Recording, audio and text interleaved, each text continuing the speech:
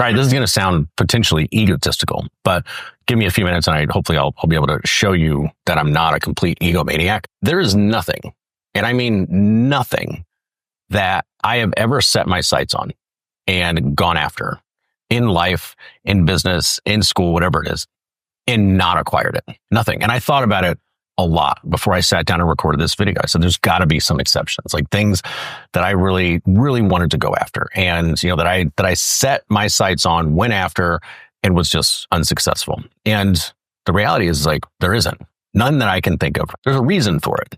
And it's not because I'm smarter or I'm better or anything like that. There's actually a reason for that. And what I want to do is just share what I believe that reason is, so that you can go get basically everything that you want out of life or out of business or out of your relationships. Okay. So what I first want to do is just give you a handful of examples so I'm not completely full of shit, like the kind of context that I'm talking about. All right. And the first example I'll give you is actually is my wife. Now I don't know about you, but if you've ever had that one person, right, that you met and you fell in love with, and in your eyes, they were perfect in every way. Right? Like, they were insanely attractive. They made you laugh. They were fun to hang out with. They shared common things that like nobody else really shared. And for whatever reason, it didn't pan out, right? Like, they loved somebody else. You found yourself like in the friend zone forever. Geography, life just took you different paths, whatever it is. And in my case, I found that person. And frankly, she didn't feel the exact same way about me right away. Now, we were great friends, and we did hang out, we did go drink, we actually lived in the same apartment complex, like we had a ton in common. But for her, it wasn't necessarily love at first sight. In fact, it wasn't for a while. It was like 5 years that we hung out, that we were friends, that I relentlessly pursued. No, not necessarily like an obsessive way, but that I was there, that I was consistent, that I said, I am in love with this person. And now we've been married, happily for 10 years. We have 2 incredible kids, and we have a life of my dreams, right? Like, better than either one of us could have necessarily thought of. It wasn't easy.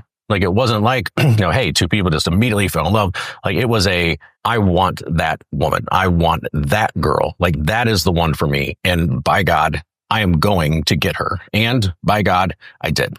All right. That's just one example. Second example is I moved to Dallas, and I was, I think I was 22, 23 years old. And when I moved to Dallas, I went on to the SMU, Southern Methodist University campus. And I remember walking around that campus and seeing it and going, holy shit, like, this is awesome. And then doing a little bit of research and realizing, like, this is a solid school. It's like pretty prestigious in the area, private school, this and that. And I said, I'm going to get my master's here. I'm going to get a graduate degree from SMU. Now, it seems like not a huge goal, but what you don't know is that when I went there, I barely had a high school education. I'd passed, the California high school proficiency exam, basically tested at a high school. I had, a couple probably failed college, classes on my junior college transcript that I bombed and basically threw the transcript away and pretended that didn't ever happen. So when I went on to the campus of SMU and said, I'm going to get my master's here, it wasn't low-hanging fruit. Like, it wasn't going to be super easy. I still had quite a few steps before I got there. And frankly, I didn't have any money, right? Like, I was living on my own. My family didn't have money. And so, where was I going to get, $100,000+ to get a college education? Oh, fast forward, graduated, Cox Business School from SMU with an executive MBA, and graduated Beta Gamma Sigma, which is reserved for the top 20% of students at the top 5% of schools, something like that. So set my sights on target, went after it, got it. Another example was also when I moved to Texas, I said, you know what? I am passionate as fuck about politics, and I want to get into politics. And I don't know what I was thinking, but I loved it. I loved policy. I loved the debate. I loved everything about national politics at the time, and I wanted to get into it. I'm living in Dallas. I don't have any political experience. I don't have a college degree, as I just told you. I don't have any connections. I don't have, the background, like, the political family that's going to get me. How the hell did that happen? Well, I found an entry-level job at the U.S. Chamber of Commerce, and Went in, did that. By the way, didn't know shit about sales either. Almost didn't get the job because I failed the interview so poorly, but I was able to talk politics enough to at least get a shot. And got my foot in the door through a series of promotions. I think like 7 promotions in 10 years. I was at the chamber for 10 years and left as a managing director of national small and mid-sized business. So I saw the entire national, the contact center, small business fundraising, national sales team, customer service, small business operations, the digital sales, the direct mail, and had full P&L. When I left, and ended up raising me and my teams more than $100 million in political fundraising. So set my sights on something when probably, most certainly, wasn't qualified to get that thing, and got it. When I was leaving the chamber at that point, so I went in, I conquered that beast, and I was like, all right, man, like this is great. My next goal was to get into private equity, and most of my friends, most of the people in my network were like, hey, listen, like you're in your early 30s, man. Like if you want to get into private equity, it would have been easier to rewind the clock and basically go in and, start as an associate at an investment bank and then kind of work up and this and that. I was told it was kind of like insiders network. I was told it was, getting your foot in the door later within private equity, was pretty difficult. So I took that challenge and I turned networking into like a full-time job, right? And I just started cold calling people, cold emailing people. I was having breakfast and lunch virtually every single day, buying coffees, buying lunches, just trying to meet people, just trying to introduce myself, just put myself out there. Every time I left one meeting, I'd ask for, a couple other people that I could reach out to and just like consistently put myself out there and did everything that I could to immerse myself and integrate myself into the space. I learned about entrepreneurship through acquisition. Like search funds, nearly started a search fund, started networking within that group. And after about 2 or 3 years of doing this really consistently and just going at it, like hard in the paint, I got my first CEO job with a private equity group. And I was able to go in and help them modernize like an older sales model. It fit some of my sales background. It was my foot in the door to private equity. Since then, I've worked with handfuls of investor groups and small family offices and other PE shops to help them fix their sales models, this and that. So just another example of, hey, I want to go into that thing. I want to do that thing, and I'm just going to fucking obsess. Like I'm going to go after it and acquire that target. Right. And then the last one that I'll share here is just, it's, if you don't know anything about our background, my family and I, we live in Cabo full time. And this was another like, hey, you know what? We've gone through this season. Now my wife and I, we were ready to start something new. We weren't even exactly sure what it was. Like this wasn't a completely plotted out thing, but we said, want to leave corporate, want to be remote, don't want to be too far from family, and we definitely want to be by beaches and oceans and something fun, right? We vacationed down to Baja, and we looked at each other before we left and we said, hey, you know what? We should just do this full time. And we went back to Dallas, and within 30 days, we had put our stuff in storage, leased our house out, turned in our car leases, and headed back down to Baja. And at that time, I had no job. I had no income. We had some savings, so I had some runway. It wasn't like I was like, but we had some runway. But I had no idea how I was going to make it work. Like I didn't, like it wasn't a well thought out plan. Hey, I'll get down there and then I'll work with so and so and I'll do this and this. It was like, you know what? I'm gonna go down there.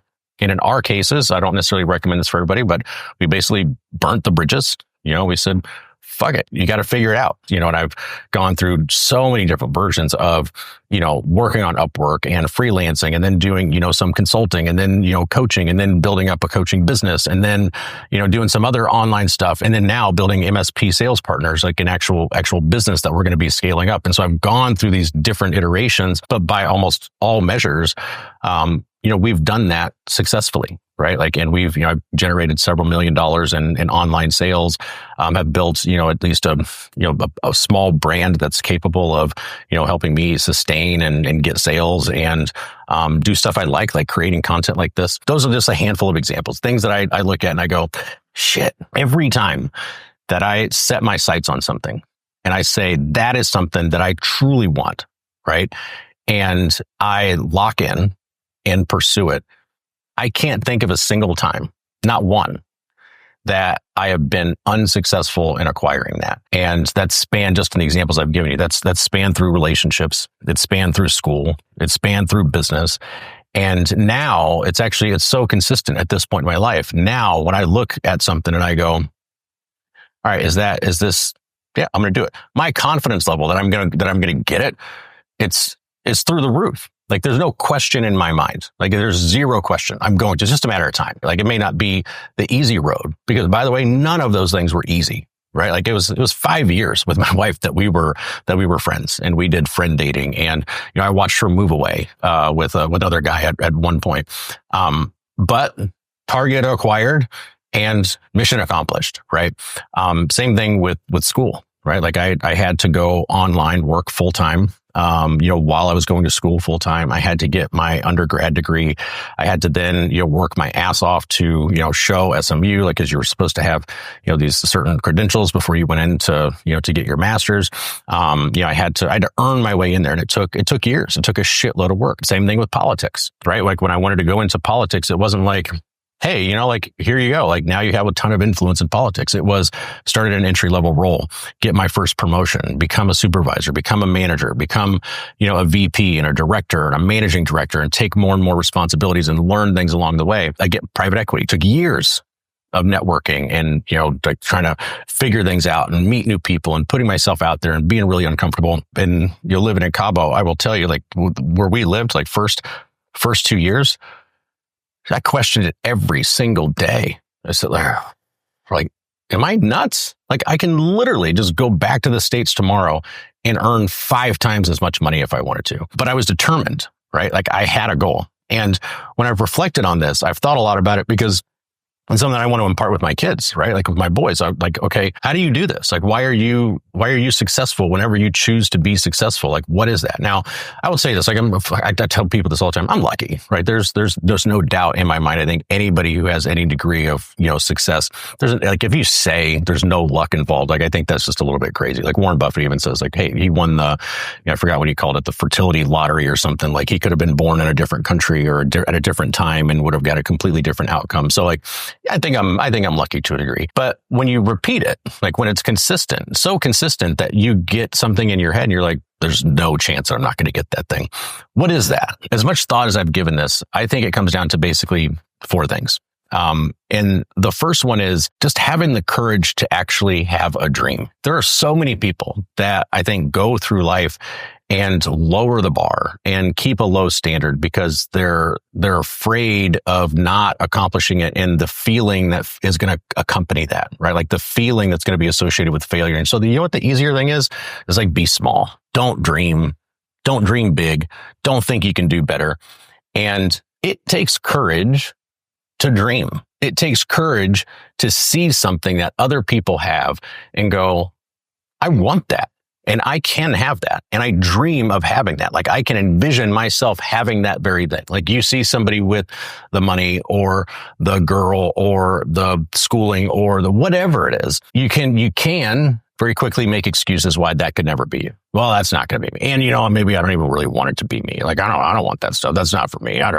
And that's like the easy road. Like, it takes courage to say, I don't have that and I want that. And I'm going to figure out how to get that thing. Right. So I think the first thing is just having the courage to have a dream to begin with, let alone a really big dream, right? Especially if it's a dream that you look around your immediate circle and it's something that no one has. And then on top of that, they're all going to talk you out of it. Like, oh no, like, Ray, that's crazy. Like, you don't have any college education. Like, you don't have any money. You're not going to be like, no one. Like, if you rewind the clock, 30 years of my life, I don't think anybody was thinking, hey, you know what? You're the guy that's going to end up with the girl and, living in Cabo and having your own business and, masters and, honors at a good, like, it wasn't like, I'll spare you the story, but I wasn't set up for all of this. Right. So having a dream took some balls, because there were people along the way that say, Dude, stay small.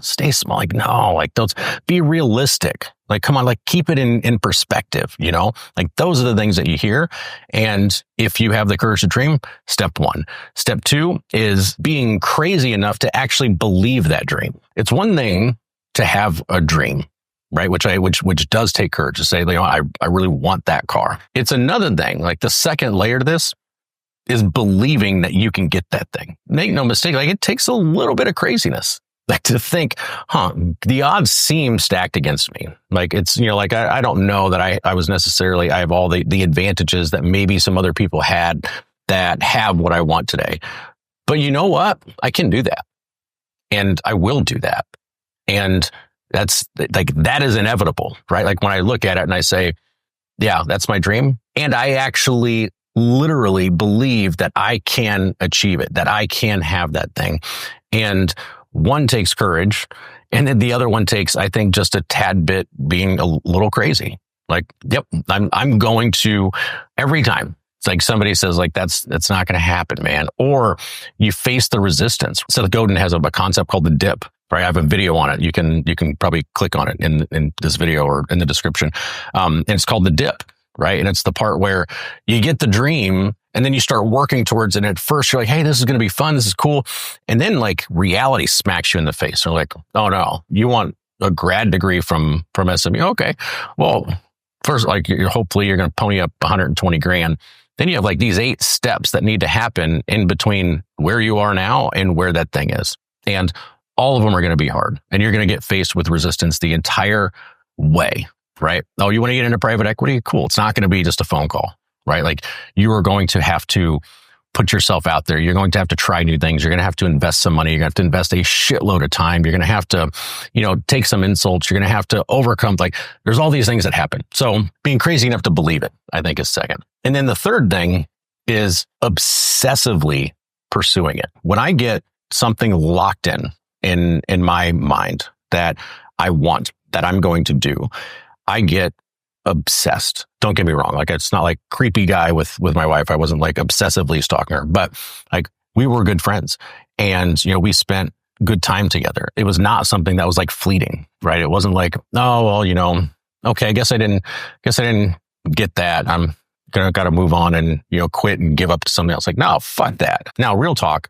I'm level 1 autistic, right? Like, so and what that means is I can lock in on something and I can get hyper focused, right? So it's like I can get so focused on, despite my ADHD and everything else, because when I've got something in my mind, I'm going after it and I'm going to get it. Now, it doesn't mean I can't do some other stuff along the way, but I never lose sight of that thing that I want. And my pursuit of it is with as much energy as I can bring to bear. And I think that's part of what pushes through that dip, right? Like the concept that Godin has.